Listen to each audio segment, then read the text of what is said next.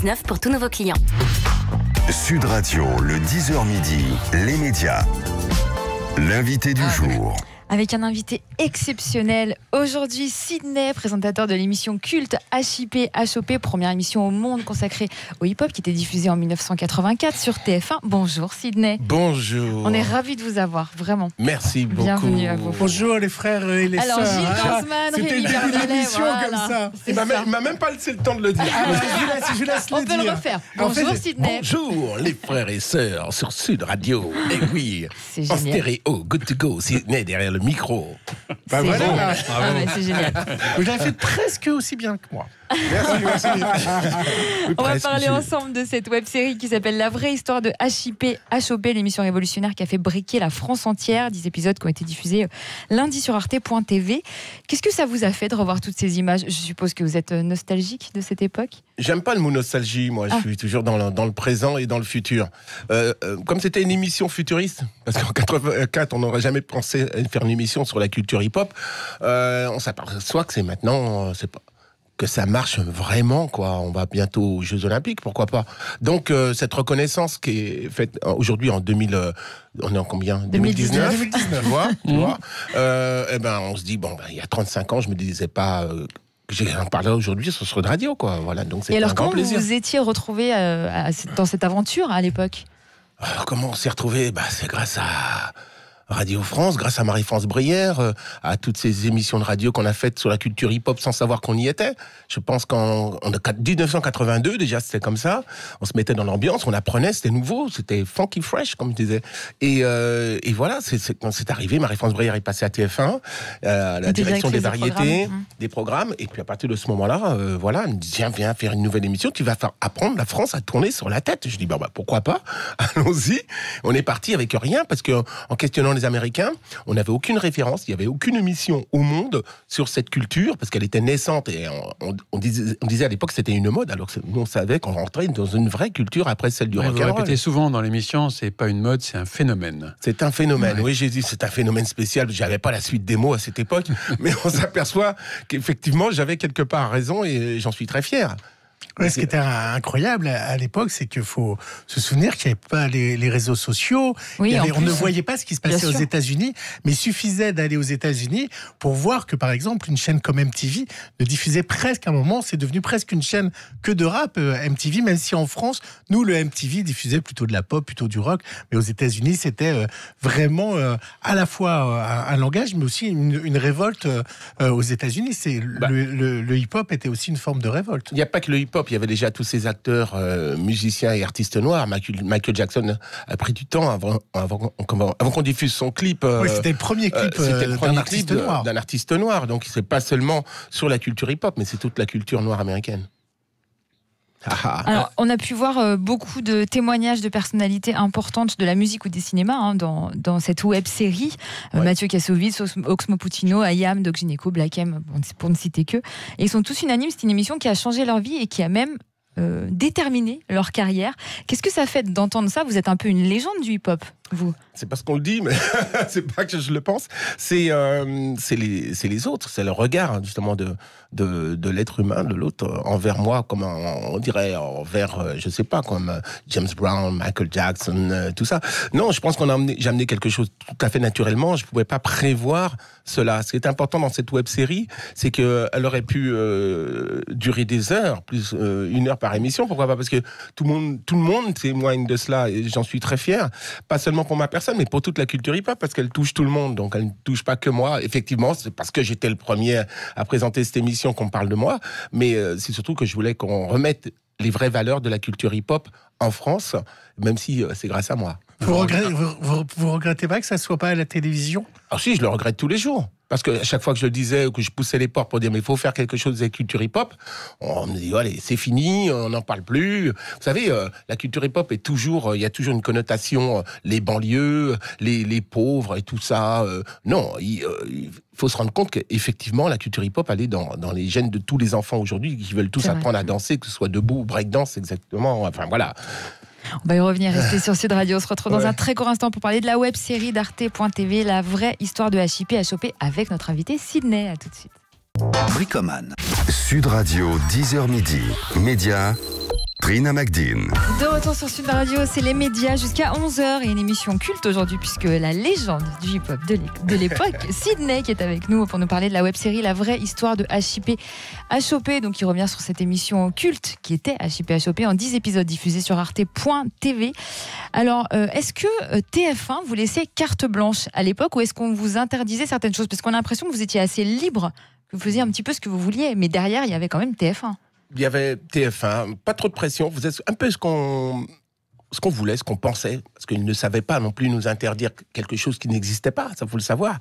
Et donc on a pu faire quand même, on a pu faire passer des choses assez intéressantes, telles que Madonna, même si elle était Madonna, quand même, sur le même, plateau de TF1 à 14h un dimanche. Quoi. Bah oui, Incroyable. personne n'en voulait vraiment à la télé. Ils ont dit, mais attends, c'est qui? C'est quoi cette chanson? Bon, la chanson était sympathique. C'est vrai. Mais c'était pas très hip-hop. Alors on s'est dit, bon, oui, non, oui. Mais comme elle connaissait tous ces gars du Bronx, qu'elle vient du Bronx, et elle a fait un forcing, on la connaissait par l'intermédiaire des gars. Elle dit, ouais, c'est bien Madonna, pourquoi pas? On s'est dit, bon, allez, hop, on fait passer Madonna. C'est incroyable, je crois qu'elle est passée 2 fois dans l'histoire de TF1. Une fois chez vous, une fois sur le plateau de Star Academy en guest star, superstar, parce qu'elle avait un concert à Paris. Si je ne me trompe pas, ça doit être ça. Et une troisième fois face à Valérie Expert sur LCI, qui est une des rares à l'avoir interviewée. Non, mais là, je parlais dans un plateau de divertissement. Ah oui, quand même. Oui, même dans une autre émission de télé que j'avais fait, Passeport pour la forme, l'été, on l'avait filmé au Maroc.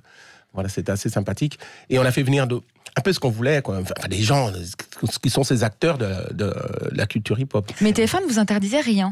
Vous n'aviez pas des choses qu'il fallait éviter, par exemple ou... On avait un réalisateur, Gabriel Coteau, qui était assez timide. Et nous pourtant, on s'est dit, bon, c'est la première fois qu'on faisait de la télévision. Alors on s'est dit, bon, on y va, on tente. Ils n'interdisaient pas vraiment. On a fait ce que je pense qu'il serait interdit peut-être aujourd'hui de faire. Voilà, c'est un peu ça. On sait est plus bridé aujourd'hui qu'hier. Oui, c'est sûr. On sait que la techno s'exporte, parce qu'il n'y a pas de parole française. Est-ce que c'est compliqué à nos rappeurs de s'exporter aux États-Unis ou dans d'autres pays? Est-ce que le rap français est connu à l'étranger maintenant? Il faut bien penser qu'aux États-Unis, il y a une espèce de chauvinisme qui fait que le rap leur appartient quelque part.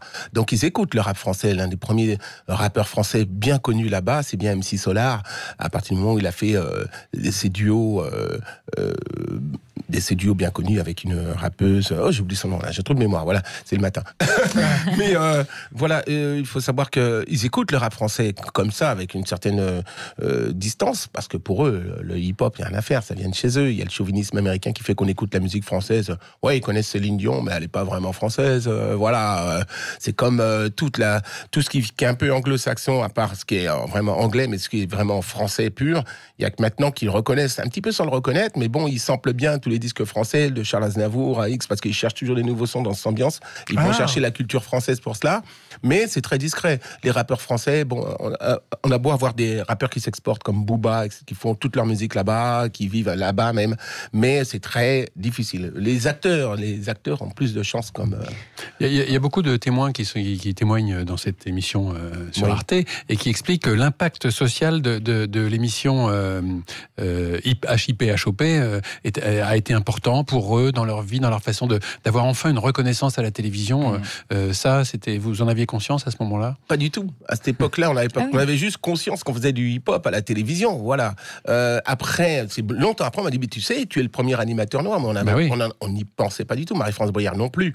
Voyant moi le talent que j'avais, peut-être, et le fait qu'on amenait une culture, et que je ne pensais pas que je me dis, tiens, j'emmène des petits Arabes, pour la première fois, on voit à la télévision, comme dit Oxmo Puccino, on voit des gens pauvres à la télé, ou les gens c'est terrible cette réflexion, mais effectivement, il n'y avait pas de petit Mohamed, ni de petit Mamadou à la télévision avant, et que eux, il y a une espèce de reconnaissance, et on les voyait, quoi. Voilà, cette classe qu'on voyait pas, la banlieue, c'était une reconnaissance sociale importante. On s'en rendait pas compte parce qu'on amenait de la culture, et pour moi, la culture elle a ses sources, mais elle est universelle. Et on se rend pas compte, en fait, de l'importance sociale de cette émission, qui finalement n'a duré qu'à peine un an. Oui. En fait, comment vous expliquez la fin brutale de... c'était un combat quand même. Il y avait quelque part, on n'était pas énormément financé, pratiquement pas beaucoup à TF1. C'est pas qu'ils voulaient pas de cette émission, mais c'était comme ça. Et il faut savoir que les émissions sur la danse, vous savez, ça passe soit à minuit très tard.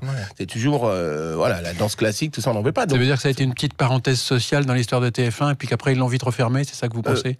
Je le pense aussi. Et en même temps, c'était une décision qu'on avait prise tous ensemble avec Laurence Tuitou, Sophie Bramley, qui étaient mes acolytes pour faire cette émission de télé. Sans elles, j'aurais pas pu le faire.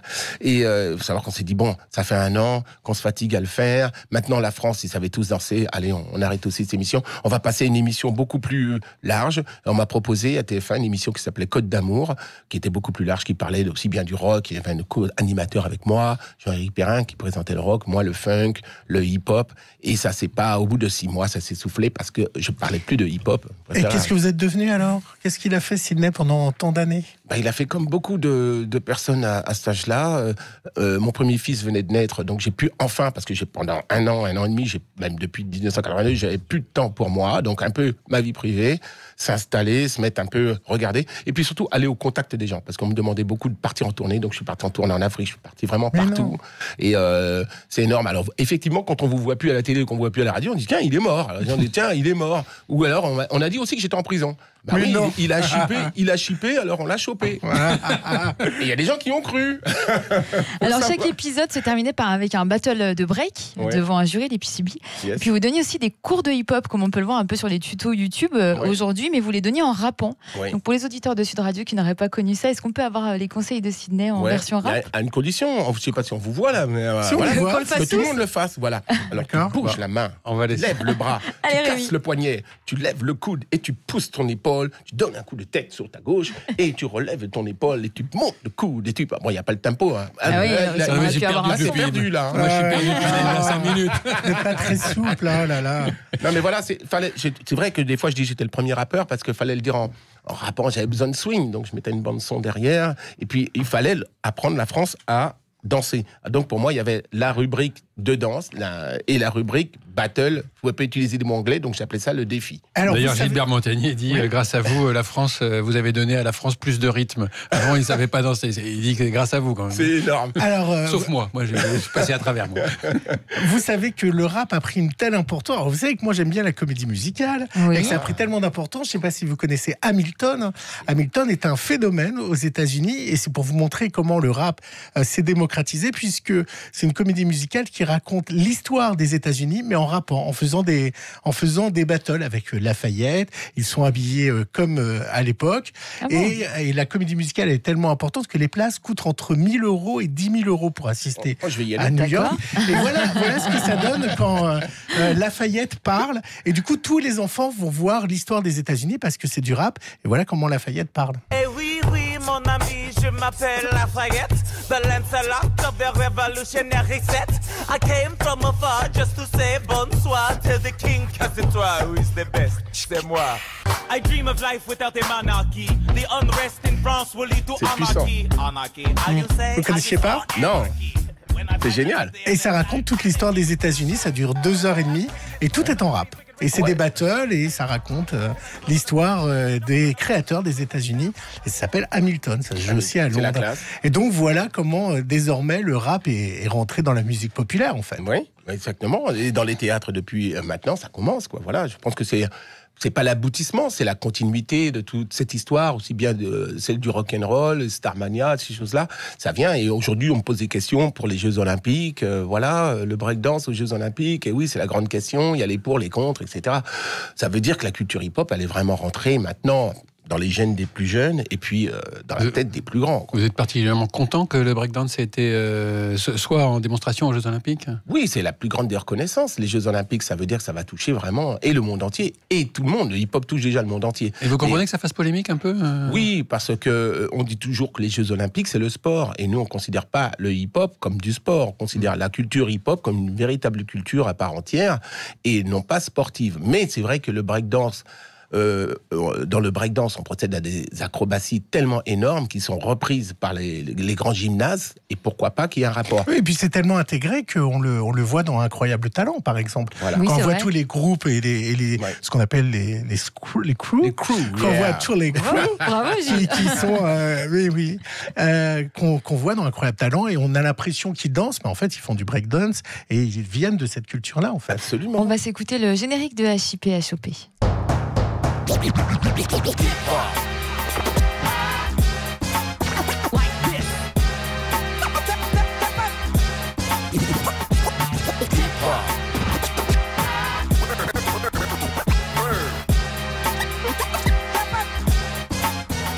Alors ça, c'est le générique de la web série, parce que HIP HOP, c'était Oui, un autre j'ai dit de générique. HIP HOP. Oui, de la web Merci série de me pas sur corriger. Arte.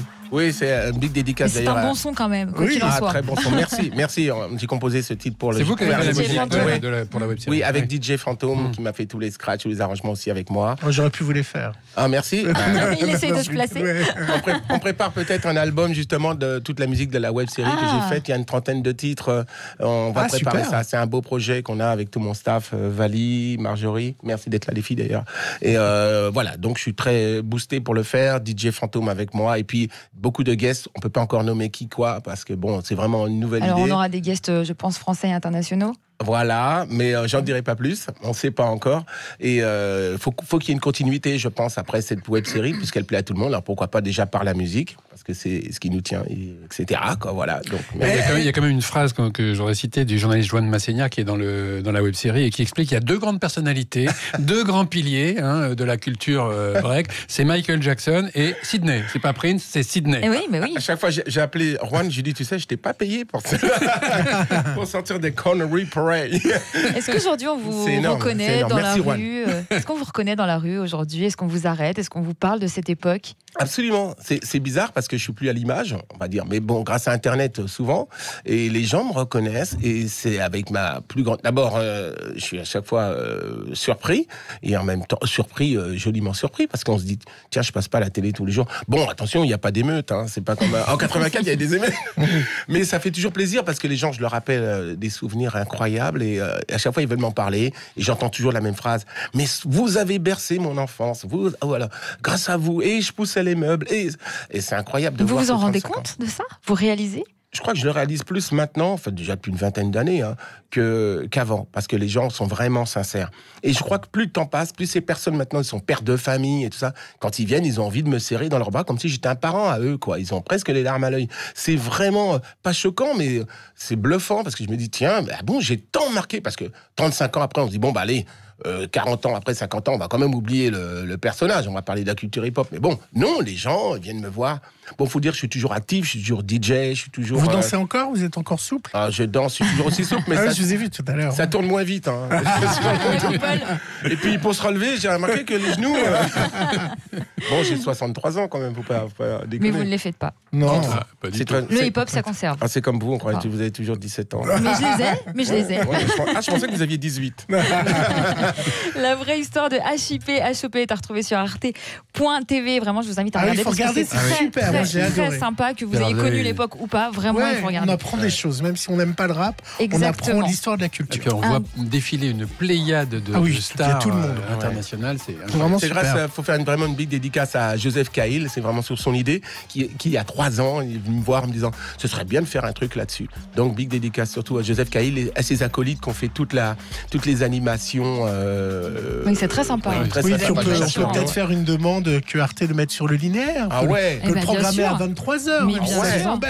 Ça serait L'appel bien. est lancé. Merci. Allez, sur l'antenne d'Arte, que Newen fasse pression sur Arte. Un grand merci, Sidney, d'avoir été Merci, avec nous Sud sur Sud Radio. Radio. Vraiment, merci beaucoup. Merci beaucoup. Allez, restez Au avec revoir. nous dans un instant. Gros plan sur l'affaire Christian Quesada, le champion des 12 coups de midi qui a été mis en examen et écroué pour corruption de mineurs et détention et diffusion d'images pédopornographiques.